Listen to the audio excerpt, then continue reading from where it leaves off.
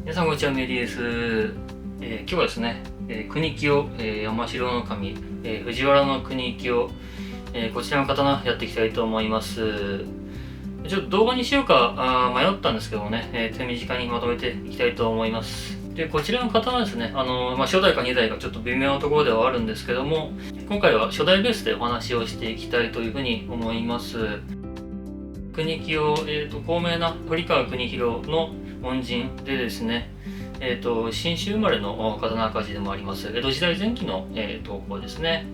長野県に、由縁がある刀鍛冶というのも、あまり多くない方ですから、そういった意味でもですね、なかなか面白いんですけれども、この山城の神国清ですね、腕がいいと言われる一方で、神道こと大観の言葉を借りれば、不幸なる人になりとかですね、気の毒であるなんていうふうに、書かれているんですよね。一体なぜそのように言われてしまうのでしょうか。今日はですね、そのことについて少し、触れていきたいと思います。さあ、で、国清はですね、寛永4年、江戸時代前期の寛永4年に、今のこの山城の神になる前にですね、山城大城を受領しております。その時にですね、この菊門ですね、菊門を、朝廷から、切ることを許されたというふうに、言われております。菊門ですね、切る、刀工何名かいますけれどもね、久道とか義道とか、この、国清もですね、そのうちの一人ということで、菊門を賜っております。そして彼の作品でですね、出来のいいものは、師匠の堀川国広に似るとか、あとは菅派であれば肥前忠広に似るとかですね、あとは越前康次に似るとか、いろいろ言われます。もしかしたらこのいろんな有名な刀工に作品が似る、あるいは似せて作ることができるというのは彼の不幸の始まりの一つだったのかもしれません。自分よりですね、国清より高名な刀工の作品に似るということは、それらに化けさせられてしまう可能性も高くなるということですね。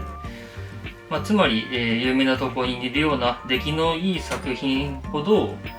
名消しされてですね、無名にされてしまったり、あるいは偽名切られたりですね、意図的に、すり上げられて名がわからなくなってしまう。そして堀川国広の作品だって言い張ってみたりとかですね、あるいは鑑定でワンチャン狙うとか、そういったことが多くなってしまうということになります。実際のところはどうなのかちょっとわからないんですけどもね、この目でしかと見たわけではないですし、言い伝えの域を出ないのかもしれないですけどもね。そのようにいいものはですね、悪意を持って化けさせられてしまうので、神道古道大観の方にはですね、残存して彼の命あるものに一品なきことは誠に気の毒なりというふうに書かれております。それはちょっと言い過ぎかなと思います。国清の在名品でいい刀ありますので、ちょっとそこまで生きるのはあれかなと思うんですけども、そういった傾向があるという方もいらっしゃるということをちょっとご紹介しておこうというところでございます。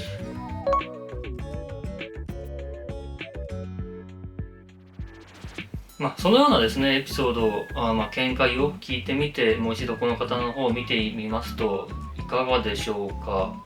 その堀川物とかですね、その肥前に似るとか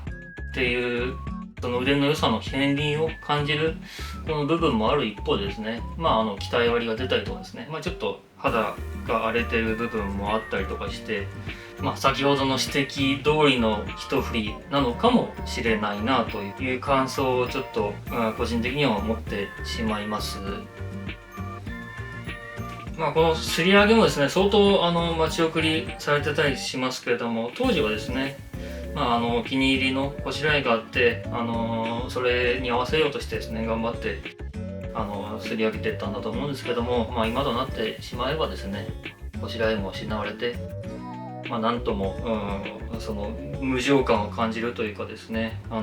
っと虚しさを感じるような、先ほどの話も合わせるとですね、そのような感じがしてしまいますけども、これは単純にその自分がですね、大阪で損してきたからかもしれないのでやっぱり刀は、自分の心を打つものかなといいうことを、改めてちょっと感じました。ということでですね、ちょっとオチがつきましたので、今回はこれで締めさせていただこうかなと思います。ではまた。